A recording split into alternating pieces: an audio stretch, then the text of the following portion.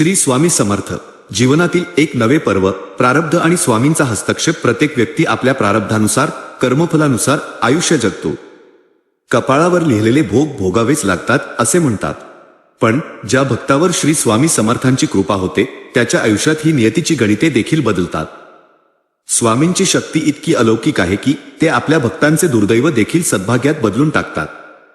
स्वामींच्या कृपेने जीवनात सुरू झालेले नवे पर्व हे नशिबावर मात करून शुभ लाभ मिळवण्याचे पर्व आहे.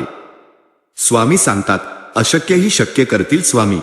नवे पर्व, नियतीवरचा विजय आणि स्वामींची शक्ती. या नव्या पर्वात आपल्याला हे लक्षात ठेवायचे आहे की आपले प्रारब्ध कितीही कठीण असले तरी स्वामींचे सामर्थ्य त्यापेक्षा कितीतरी पटीने मोठे आहे. नियतीचा स्वीकार. तुमच्या आयुष्यात जे काही घडले ते तुमच्या पूर्वीच्या कर्मांचे फळ आहे, हा विचार स्वीकार करा. पण यानंतर स्वामींच्या चरणी पूर्णपणे समर्पित व्हा.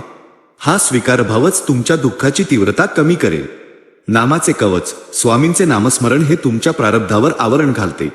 श्री स्वामी समर्थ हे नाम घेत असताना तुमच्या अवतीभोवती एक सकारात्मक ऊर्जा कवच तयार होते, ज्यामुळे मोठे संकटही लहान होऊन निघून जाते. शुभ कार्याची सुरुवात. या नव्या पर्वात चांगल्या गोष्टींची सुरुवात करा. नियमित सेवा, दानधर्म आणि सत्कर्म करा. स्वामींच्या कृपेने तुमचे वर्तमान कर्म इतके बलवान होईल की ते तुमच्या दुर्दैवी प्रारब्धाला देखील बाजूला सारून शुभ घटनांना तुमच्या आयुष्यात घेऊन येईल. चला, आजपासून आपण आपल्या नशिबावर रडणे सोडून देऊया आणि स्वामींच्या अलौकिक शक्तीवर पूर्ण विश्वास ठेवूया. कारण ज्याच्या पाठीशी साक्षात स्वामी उभे आहेत, त्याचे प्रारब्ध देखील कल्याणकारी ठरते.